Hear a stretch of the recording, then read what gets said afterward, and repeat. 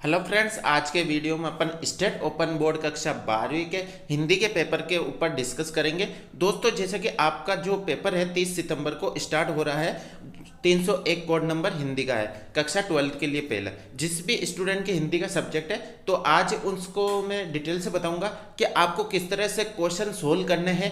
क्योंकि दोस्तों, पढ़ाई आपने कर ली होगी और रिवीजन भी कर लिया होगा, लेकिन आप अगर क्वेश्चन पेपर देखोगे तो कुछ कंफ्यूजन हो जाता है। उससे पहले आप मैं डिस्कस कर लेता हूँ कि आपको किस तरह से क्वेश्चन सोल्व करने होते हैं। क्योंकि अगर आपका पढ़ाई के साथ साथ ये चीज़ें आपको नहीं ध्यान होगी तो क्या है कि परसेंटेज में बहुत ज़्यादा मैटर करता है। अगर ये चीज़ें आपको ध्यान रहेगी तो परसेंटेज आपका अच्छी बनने के बहुत ही चांस बढ़ जाते हैं और आपके कम मेहनत में भी अच्छी परसेंटेज बन सकती है। ठीक है दोस्तों, तो इसलिए आप वीडियो के अंत तक बने रहिए। इस वीडियो में कंप्लीट बात करेंगे कि हिंदी का पेपर किस तरह से आपको सोल्व करना है, कौन से टॉपिक आज आपको रीड करने हैं। क्योंकि दोस्तों, अगर आप कल एग्जाम है उसमें अगर ये टॉपिक छोड़ के चल गए जो मैं बता रहा हूँ तो आपके बहुत ज़्यादा नुकसान सहने को पड़ सकता है। इसलिए दोस्तों, ये टॉपिक आपको ज़रूर रीड करके जाना है और ध्यान से पढ़ के जाना है, क्योंकि इन्हीं क्वेश्चन में से आपके ज़्यादा मार्क्स के क्वेश्चन आते हैं। ठीक है दोस्तों, तो इसलिए आप वीडियो के अंत तक बने रहिए और हमारे चैनल पर नए हो तो सब्सक्राइब करिए। सबसे पहले तो दोस्तों, जब भी आपको पेपर मिलेगा तो उसमें आपको क्या करना है कि उसके निर्देश आपको ध्यान से पढ़ने हैं। दोस्तों, अगर आपने निर्देश ध्यान से पढ़ लिए तो आपके क्वेश्चन सोल्व करने में कोई भी प्रॉब्लम नहीं होगी। ठीक है दोस्तों, अब जैसे कि यहाँ मैं निर्देश पढ़ लेता हूँ। जैसे कि ये जो फर्स्ट भाग है, यानी जो पूरा पेपर है वो 3 भागों में बटा हुआ है, यानी ए, बी और सी 3 पार्ट में आपका पेपर बटा हुआ है। ठीक है, अब जब कल पेपर आएगा तो वो भी इसी तरह से होगा, जितने पार्ट में आप बटा हुआ होगा उसको आप रीड करना है। उसके अलावा जो ए पार्ट है उसके सभी क्वेश्चन सोल्व करने हैं। जैसे कि यहाँ के भाग है उसके सभी क्वेश्चन सोल्व करने हैं, यानी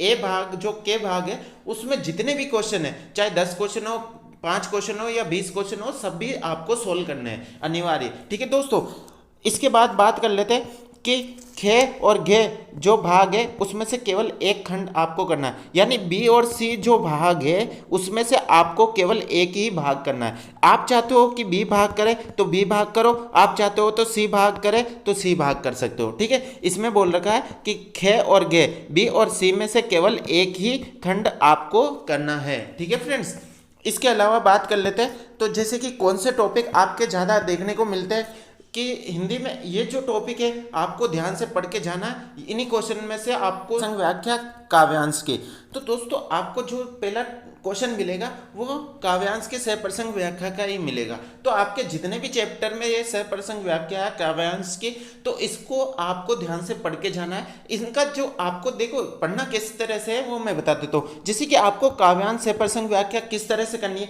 उसके जो मेन टॉपिक है वो रीड कर लो, क्योंकि अलग अलग चैप्टर में अलग अलग लिखना होता है। इसमें जरूरी नहीं है कि आपके एक ही चैप्टर में से दिए जाएंगे, जिस भी चैप्टर में से आएंगे उसके बारे में आपको नॉलेज होनी चाहिए। लेकिन उससे पहले आपको सहप्रसंग व्याख्या किस तरह से करते हैं, जैसे कि यहाँ पर लिखा जाता है कि टॉपिक का नाम क्या है, पाठ का नाम क्या है, उसके कवि का नाम क्या है, ये चीज़ें आपकी बहुत ज़्यादा मैटर करती है। तो ये जो सहप्रसंग व्याख्या का जो मैटर होता है वो आपको याद होना बहुत ही जरूरी है। उसके अलावा अगर वो याद है तो आपको जिस भी चैप्टर में से आया है, जिस भी चैप्टर में से आया है या जिस भी पोएम में से आया है तो आप आराम से लिख सकते हो। ठीक है दोस्तों, तो पहला तो ये काव्यांश की आप सहप्रसंग व्याख्या के बारे में डिटेल से पढ़ के जाओगे, क्योंकि कल क्वेश्चन आपको इनमें से देखने को मिलेंगे। ठीक है दोस्तों, इसके अलावा बात कर लेते हैं तो सेकंड क्वेश्चन है, उसके अलावा 2 प्रश्नों के हल करने हैं। तो ये तो क्वेश्चन कोई से भी आ सकते हैं, उसके क्वेश्चन के आंसर देने। इसके अलावा आपको अधिकतर जो क्वेश्चन को देखने को मिलते हैं वो छंद या अलंकार में से भी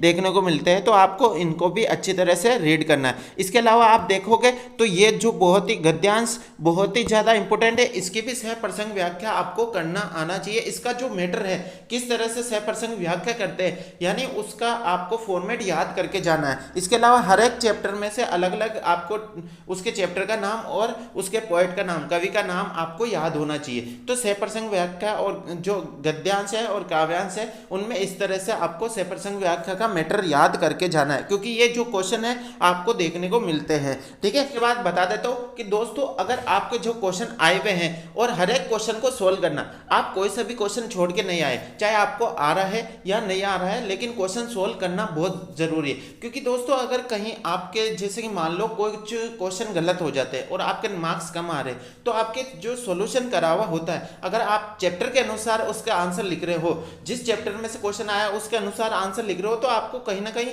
1-2 नंबर आपके मार्क्स से दे दिए जाते हैं। तो ये जो बहुत ज्यादा मैटर करता है, इसलिए दोस्तों आप क्वेश्चन कुछ भी ना छोड़े, पूरे से पूरे क्वेश्चन करके आए। ठीक है, इसके बाद जो काव्यांश है उसमें से आपको दे रखा है और उसके क्वेश्चन के आंसर आपको हल करना है, जो कि बहुत ही आसान होता है। इसमें से आपको क्वेश्चन के हल करने होते हैं। इसकी पोयम की आपको हिंदी अर्थ पता होना चाहिए, तो आप क्वेश्चन के सॉल्व आराम से कर सकते हो। इसके बाद बात कर ले कि गद्यांश में से भी आपके क्वेश्चन पूछे जाते हैं। एक तो देखो गद्यांश और जो काव्यांश है उसके से प्रसंग व्याख्या भी आपके आती है, इसके से प्रसंग व्याख्या भी आपके आती है, इसके अलावा आपके इनमें से क्वेश्चन भी आते हैं। तो ये जो चीज़ें होती है आपको बहुत ही ज़्यादा ध्यान से पढ़ के जाना है और एक बार इनको आसानी से रीड करके जाना है। ठीक है फ्रेंड्स, क्योंकि इनमें से आपके ज़्यादा मार्क्स बनने के चांस रहते हैं, क्योंकि क्वेश्चन आंसर होते हैं वो किसी भी चैप्टर में से आ सकते हैं, लेकिन अगर आपको इनका फॉर्मेट पता है तो आप आसानी से इनमें से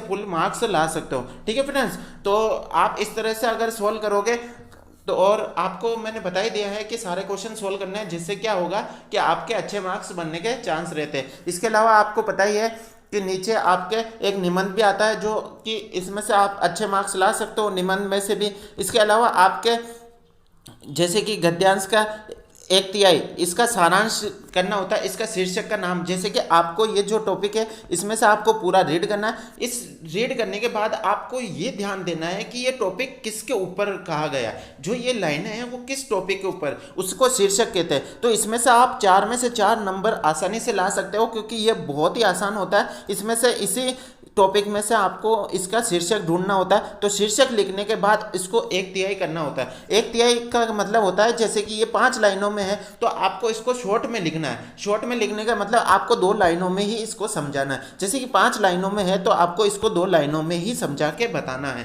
ठीक है फ्रेंड्स, तो इस तरह से कर सकते हो ये 1/3 करने वाले। इसके अलावा आपके अगर जैसे कि पत्र आता है या एप्लीकेशन आती है तो वो भी लिख सकते हो। इसके अलावा आपके जैसे कि न्यूज़पेपर समाचार पत्र में आप कैसे विज्ञापन देते हैं उस तरह के भी क्वेश्चन देखने को मिलते हैं। ठीक है फ्रेंड्स, तो इस तरह से आप सॉल्व करोगे तो आपके अच्छे मार्क्स बनेंगे। ठीक है फ्रेंड्स, तो वीडियो का